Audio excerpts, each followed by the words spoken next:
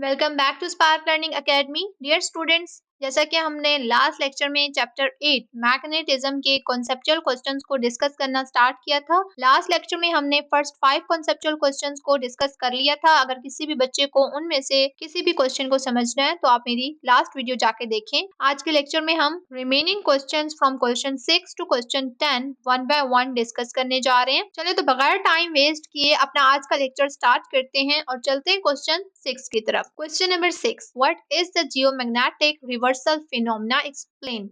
बहुत सिंपल, बहुत ज्यादा सीधा सा सवाल आपसे किया गया। जियोमैग्नेटिक रिवर्सल फिनोमेना आपने एक्सप्लेन करके लिख देना है। तो इसका आंसर आप इस तरह से लिखेंगे, geomagnetic reversal is a phenomena in which earth magnetic north and south poles switch places. अगर आपको ये लाइन समझ आ जाती है तो आपको इस फिनोमेना की समझ आ जाएगी। अब जैसा कि हमने लास्ट लेक्चर में भी मैंने आपको एक्सप्लेन किया था कि हमारी जो अर्थ है वो एक ह्यूज मैग्नेट है। अब जब हम ये कह रहे हैं कि हमारी अर्थ एक ह्यूज मैग्नेट है, तो हर मैग्नेट का कोई ना कोई नॉर्थ पोल भी होता है और कोई ना कोई साउथ पोल भी होता है। तो बिल्कुल इसी तरह हमारी अर्थ का भी नॉर्थ पोल भी है और साउथ पोल भी है। और ये चीज हमें कंपास भी शो करती है। जब हम कंपास से देखते हैं तो कंपास क्या बताती है, अर्थ का नॉर्थ पोल बताती है। ये चीज तो सबको क्लियर है ना कि अर्थ एक मैग्नेट है जिसका नॉर्थ और साउथ पोल है। अब आते हैं जियोमैग्नेटिक रिवर्सल फिनोमेना की तरफ कि ये फिनोमेना कब होता है। ये फिनोमेना तब होता है जब हमारी अर्थ का नॉर्थ पोल साउथ पोल बन जाता है और साउथ पोल नॉर्थ पोल बन जाता है। तो ये फिनोमेना होता है। जस्ट इतना सा कॉन्सेप्ट है कि पहले हमारी अर्थ का जो नॉर्थ पोल होगा वो साउथ बन जाएगा और जो साउथ होगा वो नॉर्थ बन जाएगा। यानी नॉर्थ और साउथ पोल ने अपनी जो जगह है, अपनी जो प्लेसेस है उनको स्विच कर लिया। स्विच प्लेसेस का क्या मतलब है, अपनी जगह को चेंज कर लिया, तब्दील कर लिया है। और जियोमैग्नेटिक रिवर्सल फिनोमेना जब होता है तो इससे मैग्नेटिक फील्ड जो है वो रिवर्स हो जाती है। यानी पहले जो नॉर्थ पोल था वो साउथ पोल बन गया और फिर जो साउथ पोल था वो नॉर्थ पोल बन गया। तो इस तरह फील्ड भी रिवर्स हो गई है, उसकी डायरेक्शन भी क्या हो गई है, रिवर्स। और इसको हम चेक कर सकते हैं कि जब हम कंपास से देखेंगे तो जो पॉइंट पहले नॉर्थ बताता था वो क्या बता रहा होगा, साउथ बता रहा होगा। तो बहुत ही ज्यादा इंटरेस्टिंग सा कॉन्सेप्ट है जिसमें हमारी अर्थ ने अपने नॉर्थ और साउथ पोल को स्विच कर लिया है। लेकिन ये फिनोमेना हर रोज नहीं हो रहा होता या फिर हर एक दो दिन बाद नहीं हो रहा होता। ये फिनोमेना अर्थ की हिस्ट्री में काफी दफा होता है, लेकिन बहुत स्लो प्रोसेस है, बहुत ज्यादा स्लो के इसको हजारों साल लग जाते हैं होने में। तो ये था जियोमैग्नेटिक रिवर्सल फिनोमेना। बहुत सिंपल सा कॉन्सेप्ट। चलते हैं क्वेश्चन 7 की तरफ और रीड करते हैं। क्वेश्चन 7 में आपसे क्या पूछा गया है, why the earth spins about its geographical axis instead of its magnetic axis, explain. Question 7 में आपसे दो टर्म, एक जियोग्राफिकल एक्सिस दूसरा मैग्नेटिक एक्सिस का कंपैरिजन करके एक क्वेश्चन किया गया है। क्वेश्चन ये किया गया है कि हमारी जो अर्थ है वो हमेशा अपने जियोग्राफिकल एक्सिस के आसपास क्यों घूमती है, वो मैग्नेटिक एक्सिस के आसपास क्यों नहीं घूम सकती। इसका रीजन आप दे दें, तब आपको ये आंसर कर पाएंगे जब आपको जियोग्राफिकल एक्सिस का भी पता होगा कि वो क्या होता है और मैग्नेटिक एक्सिस का भी पता होगा कि वो क्या होता है। हमारे अर्थ के दो एक्सिस हैं, एक जियोग्राफिकल दूसरा मैग्नेटिक, और ये दोनों एक दूसरे से बहुत ज्यादा डिफरेंट फिजिकल फिनोमेना है। अभी हम समझते हैं इसको तो आपको पता चलेगा कि ज्योग्राफिकल एक्सिस टोटली डिफरेंट है मैग्नेटिक एक्सिस से। ज्योग्राफिकल एक्सिस वो इमेजिनरी लाइन होती है जो नॉर्थ पोल से साउथ पोल तक जाती है और अर्थ इस लाइन के आसपास 24 घंटे में घूमती है। और इसी को हम क्या कह रहे हैं कि ये क्या है, ज्योग्राफिकल एक्सिस है अर्थ का जिसके आसपास हमारी अर्थ घूमती है। इसके ऑपोजिट दूसरा है मैग्नेटिक एक्सिस।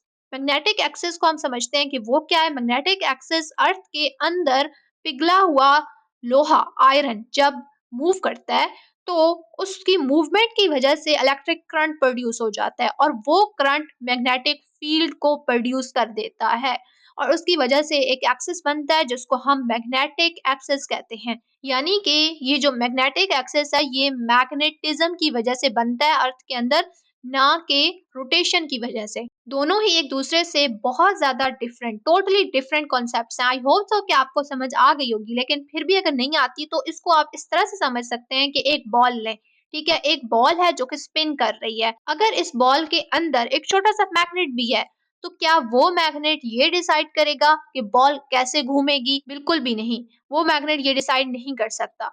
बिल्कुल इसी तरह अर्थ के अंदर भी मैग्नेटिज्म तो है, लेकिन उसकी रोटेशन को वो मैग्नेटिज्म कंट्रोल नहीं करती। रोटेशन को कौन कंट्रोल करता है? Geographical axis. और इसीलिए हमारी अर्थ जियोग्राफिकल एक्सिस के आसपास घूमती है, मैग्नेटिक एक्सिस के आसपास नहीं घूमती। तो इस तरह से आपने क्वेश्चन 7 में जियोग्राफिकल एक्सिस को हाईलाइट करके बताना है, मैग्नेटिक एक्सिस को बताना है और अर्थ की रोटेशन को बताना है। चलें तो आगे क्वेश्चन 8 को रीड करते हैं, जो कि क्वेश्चन 7 से ही रिलेटेड क्वेश्चन है। Why the earth's geographical and magnetic axis are not coincident, explain. ऊपर ही हम पढ़ के आए हैं कि जियोग्राफिकल एक्सिस क्या होता है और मैग्नेटिक एक्सिस क्या होता है, और फिर हमने ये भी समझा कि ये दोनों एक दूसरे से बहुत डिफरेंट है, तो ये कोइंसिडेंट नहीं हो सकते। कोइंसिडेंट होने का क्या मतलब है कि एक दूसरे के साथ एग्जैक्टली मैच करना, तो ये एक दूसरे के साथ एग्जैक्टली मैच कर ही नहीं सकते क्योंकि ये एक दूसरे से बहुत ज्यादा डिफरेंट है। लेकिन आपने इसकी रीजन बतानी है, आपने वाई का आंसर बताना है। तो आप वाई का आंसर कैसे करेंगे?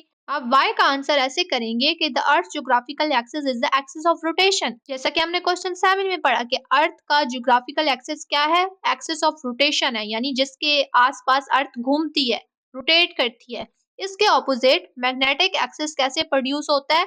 जब अर्थ के अंदर मोल्टन आयरन की मूवमेंट होती है तो उसकी वजह से क्या होता है कि ये एक्सिस प्रोड्यूस होता है, ये एक्सिस बन जाता है, क्रिएट हो जाता है। तो दोनों एक दूसरे से हैं तो डिफरेंट, कोइंसिडेंट नहीं हो सकते। और दूसरी रीजन ये भी है इनके मैच ना करने की, वो ये कि जियोग्राफिकल एक्सिस तो बिल्कुल स्ट्रेट होता है, लेकिन मोल्टन आयरन की वजह से बनने वाला जो एक्सिस है मैग्नेटिक एक्सिस, वो स्ट्रेट नहीं होता, उसकी जो लाइन है वो टिल्ट होती है, यानी टेढ़ी सी होती है। तो जियोग्राफिकल एक्सिस बिल्कुल स्ट्रेट होना और मैग्नेटिक एक्सिस का टिल्ट होना, ये दोनों कैसे एक दूसरे के साथ मैच कर पाएंगे? तो यही रीजन है कि मैग्नेटिक एक्सिस और जियोग्राफिकल एक्सिस एक दूसरे के साथ एग्जैक्ट मैच नहीं कर सकते। तो I hope so question number 8 आपको समझ आ गया होगा। क्वेश्चन नंबर 9 की तरफ चलते हैं, क्वेश्चन 9 को रीड करते हैं। क्वेश्चन 9 आपसे एक डिफरेंस का क्वेश्चन पूछा गया, पैरामैग्नेटिक वर्सेस फेरोमैग्नेटिक मटेरियल्स।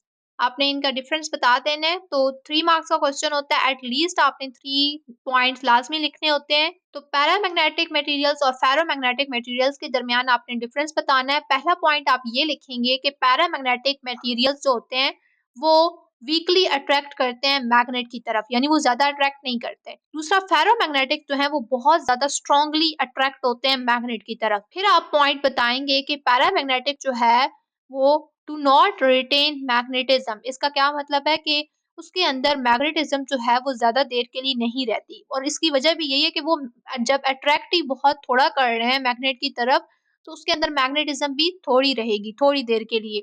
लेकिन फेरोमैग्नेटिक मटेरियल्स जो हैं उनके अंदर मैग्नेटिज्म काफी देर तक रहती है। रिटेन का मतलब यही है, और इसकी एग्जांपल्स भी आप लिख देंगे, और वो भी इसका क्या बन जाएगा, डिफरेंस का पॉइंट बन जाएगा। पैरामैग्नेटिक की आप एग्जांपल्स लिखेंगे और फेरोमैग्नेटिक की भी आप एग्जांपल्स लिखेंगे। उसके बाद ये भी पॉइंट आप याद कर सकते हैं कि पैरामैग्नेटिक क्या है, magnetic effect is weak. Paramagnetic में मैग्नेटिक इफेक्ट जो है वो बहुत वीक होता है, और फेरोमैग्नेटिक में मैग्नेटिक इफेक्ट स्ट्रांग होता है। तो ये डिफरेंस के पॉइंट इसी तरह आपने कंपैरिजन करके लिखने हैं, आमने सामने करके लिखने हैं, ठीक है। और यही पेपर पैटर्न होता है। क्वेश्चन 10 की तरफ चलते हैं, क्वेश्चन 10 को रीड करते हैं, जो कि आज के लेक्चर का हमारा लास्ट क्वेश्चन है। उसके बाद चैप्टर 8 के कॉन्सेप्चुअल क्वेश्चंस खत्म हो जाएंगे। At what factors the strength of the magnetic field of an electromagnet depends? Just आपसे सीधा सा सवाल किया गया है, आपने इसको एज इट इज याद कर लेना है कि फैक्टर्स आपने बताने हैं मैग्नेटिक फील्ड ऑफ इलेक्ट्रोमैग्नेट जिसके ऊपर डिपेंड करती है, वो फैक्टर्स आप बता दें। तो आप पहले हेडिंग लिखेंगे, फिर उसके बाद इसी तरह आप पॉइंट्स बना के लिखेंगे। सबसे पहला फैक्टर नंबर ऑफ टर्न्स का है, जिसके ऊपर magnetic field of an electromagnet depend कर रही है। दूसरा, करंट पे डिपेंड करती है। तीसरा, कोर मटेरियल पे डिपेंड करती है, और कॉइल की शेप और लेंथ पे डिपेंड करती है। इसी तरह बिल्कुल आप पेपर में प्रेजेंट करके लिखेंगे, तो इंशाल्लाह आपको फुल मार्क्स ही मिलेंगे। तो ये था हमारा आज का लेक्चर। चैप्टर 8 के कॉन्सेप्चुअल क्वेश्चंस हमने खत्म कर लिए हैं। लास्ट लेक्चर हमारा एक रह गया है चैप्टर 9 के कॉन्सेप्चुअल क्वेश्चंस का। इंशाल्लाह उसको नेक्स्ट लेक्चर में कवर करेंगे। अगर आपकी इस एक्सप्लेनेशन से और इन नोट्स से थोड़ी सी भी हेल्प हो जाती है तो मुझे फीडबैक जरूर दिया करें। तो मिलते हैं नेक्स्ट लेक्चर में, तब तक के लिए अल्लाह हाफिज।